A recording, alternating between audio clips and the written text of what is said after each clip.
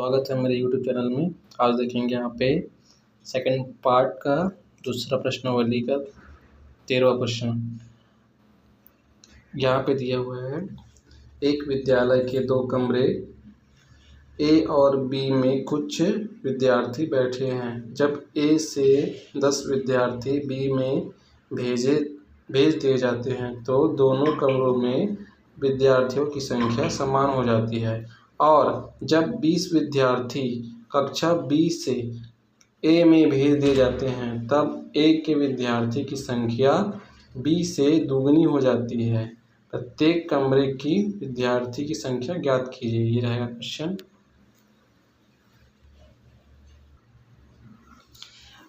हल देखते हैं यहाँ पे। हल में माना कक्षा ए में विद्यार्थियों की संख्या x मान लेते हैं, कक्षा बी में विद्यार्थियों की संख्या y मान लेते हैं। प्रश्नानुसार क्या है यहाँ पे, 2 कमरे हैं ए बी सी है ना, 2 कमरे हैं ए बी और विद्यार्थी बैठे हैं। अब जब ए से 10 विद्यार्थी, यहाँ पे लिख दिया हूँ मैं सेम टू सेम क्वेश्चन। यहाँ से जब ए से 10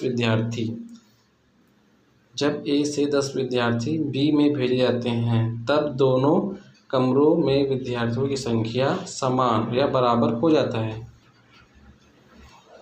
जब कमरे ए से 10 विद्यार्थी बी कमरे में भेजने पर ए कमरे में विद्यार्थियों की संख्या क्या हो जाएगा, यहाँ पे 10 में x माइनस 10।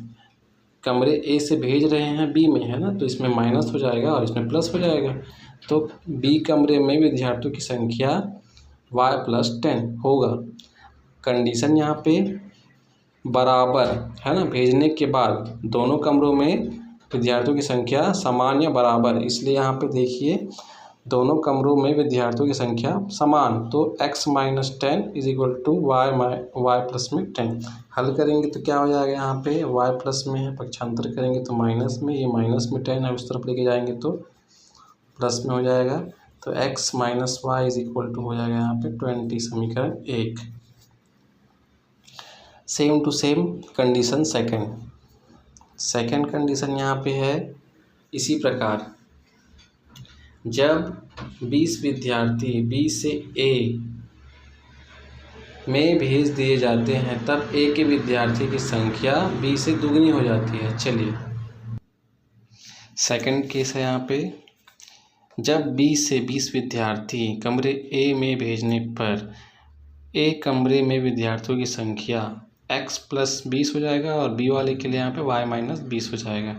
अब यहाँ पे दुगना, यहाँ पे तब दोनों कमरों में विद्यार्थियों की संख्या ए की विद्यार्थियों की संख्या बराबर 2 गुना हो जाएगा बी की विद्यार्थियों की संख्या से। तब ए का विद्यार्थियों की संख्या क्या लिए यहाँ पे, x प्लस में 20 बराबर 2 गुना में y माइनस में 20। ये हल करेंगे तो यहाँ पे 2y माइनस में 20 बोलता हूँ, यहाँ पे 40x प्लस में 20 है ना। यहाँ पे हल करेंगे तो x minus 2y is equal to minus में 40 प्लस में 20।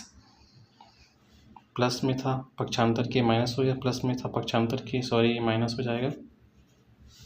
काउंट करेंगे तो क्या हो जाएगा यहाँ पे -60। ठीक जी, समीकरण 2 आ गया। अब समीकरण 1 और समीकरण 2 से, ये समीकरण पहला है, समीकरण दूसरा है। समीकरण 1 और 2 में बड़ा कौन है, यहाँ पे समीकरण 1 बड़ा है, यहाँ पे माइनस वाला प्लस वाला, तो यहाँ पे प्लस वाला बड़ा है। ठीक है, समीकरण 1 में समीकरण 2 को घटाने पर x माइनस वाई बराबर 20 है ना, x minus 2y is equal to minus में 60। जी घटाना है मतलब ये वाला माइनस और ये माइनस वाला हो जाएगा प्लस और ये भी हो जाएगा प्लस। समझ में नहीं आया, चलिए देखते हैं यहाँ पे।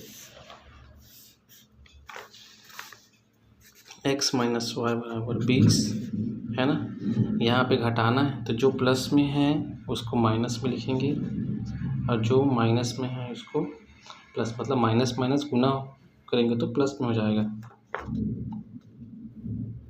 प्लस में 2y और ये माइनस वाला 60 प्लस में, प्लस माइनस कट गया यहाँ पे 2 और 1 है यहाँ पे, तो 1 y बच गया यहाँ पे। 60 और 20 हो गया यहाँ पे 80। y का मान आ गया यहाँ पे 80। ठीक है, y का मान कोई भी समीकरण में लिख दे, समीकरण 1 में रखने पर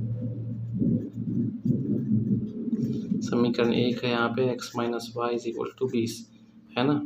x माइनस में 80 is equal to 20। x is equal to minus है, पक्षांतर करेंगे तो 20 प्लस में 80, x इज इक्वल टू आ गया यहाँ पे 100। मतलब ये कमरे ए के विद्यार्थियों की संख्या है और y वाला कमरे बी के विद्यार्थियों की संख्या है। ए में विद्यार्थियों की संख्या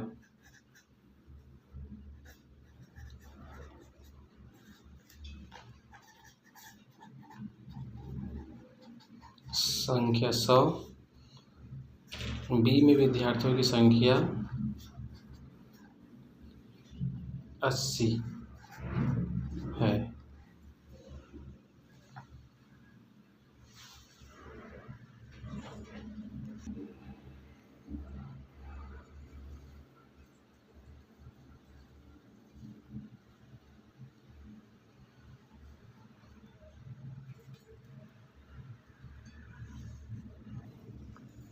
चौदह प्रश्न है यहाँ पे।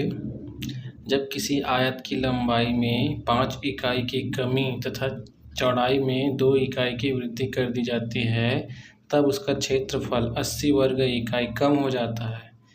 जब उसकी लंबाई में 10 इकाई की वृद्धि और चौड़ाई में 5 इकाई की कमी कर दी जाती है तो आयत का क्षेत्रफल 50 वर्ग इकाई बढ़ जाता है। अब हमें ज्ञात करना है आयत की लंबाई और चौड़ाई ज्ञात करनी है। चलिए देखते हैं हल। यहाँ पे हल में क्या करना है, यहाँ पे माना आयत की लंबाई क्या मान लेंगे यहाँ पे x और आयत की चौड़ाई क्या मान लेंगे यहाँ पे y। हम जानते हैं आयत का क्षेत्रफल लंबाई गुना चौड़ाई होता है। यहाँ पे लंबाई क्या माने हैं x और चौड़ाई क्या माने हैं y, तो x इंटू वाई हो गया यहाँ पे आयत का क्षेत्रफल ही। अब केस वन में क्या है, यहाँ पे लंबाई में 5 इकाई की कमी, इसलिए यहाँ पे लंबाई में 5 इकाई की कमी x माइनस 5 हो गया। आयत की चौड़ाई में 2 इकाई की वृद्धि मतलब y प्लस में 2 हो गया। क्षेत्रफल में 80 वर्ग इकाई कम हो जाता है, तो क्षेत्रफल क्या है यहाँ पे x y, तो x y माइनस में 80। अब यहाँ पे लंबाई गुनी चौड़ाई क्या होता है, आयत का क्षेत्रफल इज इक्वल टू आयत का क्षेत्रफल होता है। ठीक है, तो लंबाई x माइनस 5 चौड़ाई y plus 2 is equal to क्षेत्रफल अभी क्या है x इंटू वाई माइनस में 80। हल करेंगे तो क्या हो जाएगा, चलिए देखते हैं। हल करेंगे यहाँ पे x और y गुना होगा तो x इंटू वाई, फिर x और 2 गुना होगा तो यहाँ पे प्लस में 2x, फिर 5 माइनस में और y माइनस 5y, फिर माइनस और प्लस में माइनस में 10 is equal to x into Y minus में 80, ये हो गया। हल करते हैं यहाँ पे। अब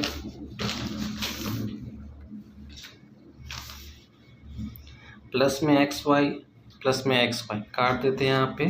ठीक है, बच कौन गया यहाँ पे 2x माइनस 5y और 10 माइनस में पक्षांतर कर देंगे, अगला स्टेप में कर देंगे। चलो माइनस में 80, 2x minus 5y is equal to 80 plus में 10, माइनस में था पक्षांतर की तो प्लस हो गया। 2x minus 5y is equal to minus में 70। ये आ गया समीकरण 1।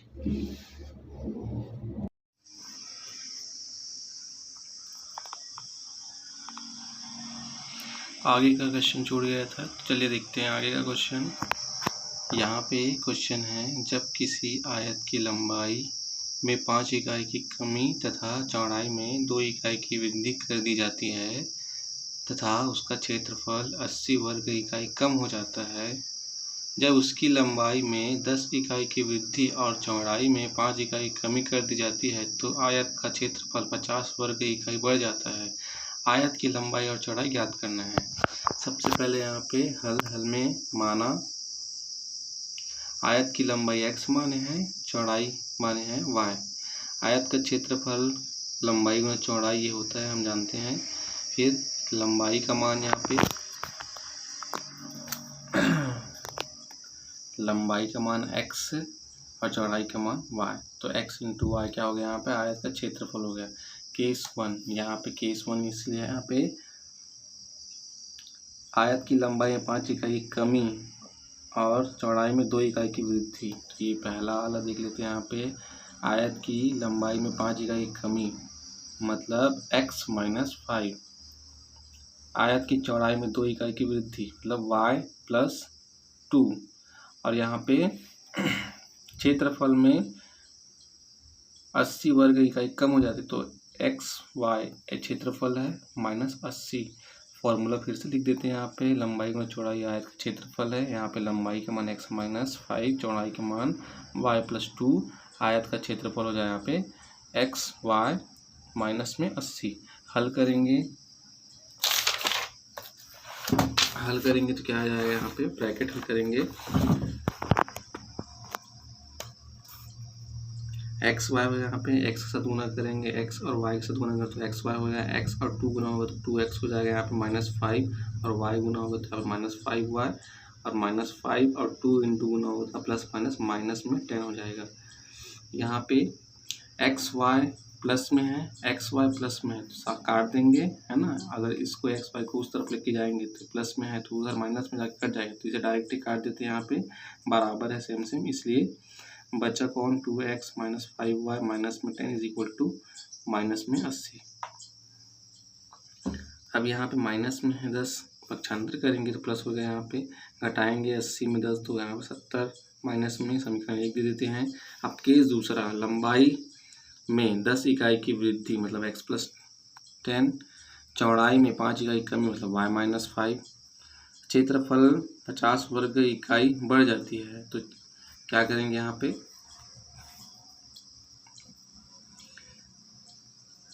फॉर्मूला लिख लेते हैं। यहाँ पे आयत क्षेत्रफल का लंबाई ये हो गया, चौड़ाई हम ज्ञात किए हैं अभी जस्ट।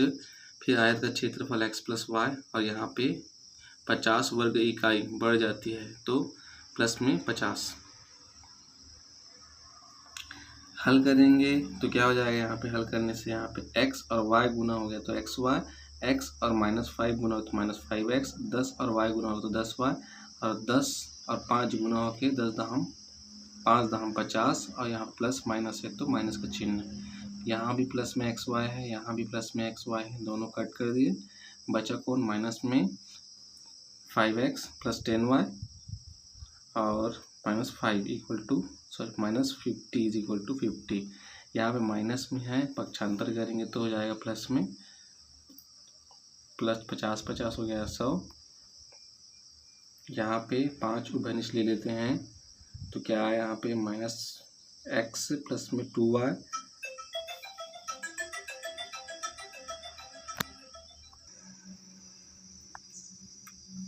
ये 100 हो गया।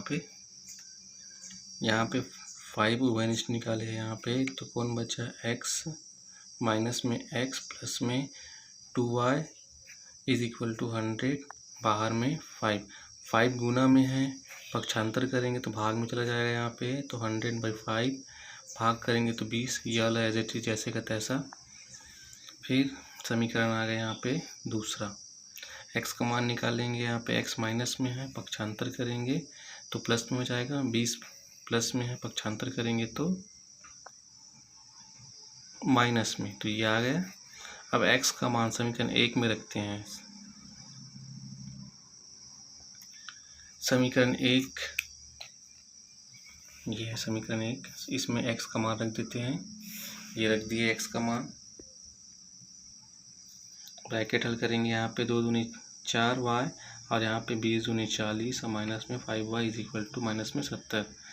अब यहाँ पे क्या हो रहा है, 5y में 4y घटेगा तो माइनस में y, 5 में 4 गया, 1 y बच गया। यहाँ पे दोनों में बड़ा कौन है, यहाँ पे 5 बड़ा, इसलिए माइनस चिन्ह यहाँ से, और 40 माइनस में पक्षांतर करेंगे तो प्लस में हो गया। यहाँ पे 70 में 40 घट गया, यहाँ पे 30, चिन्ह यहाँ पे 70 का बड़ा है, इसलिए दोनों तरफ माइनस है, दोनों का माइनस कट गया, आ गया आंसर यहाँ पे y का मान 30। अब y का मान समीकरण ये इसमें रख देते हैं 3 में,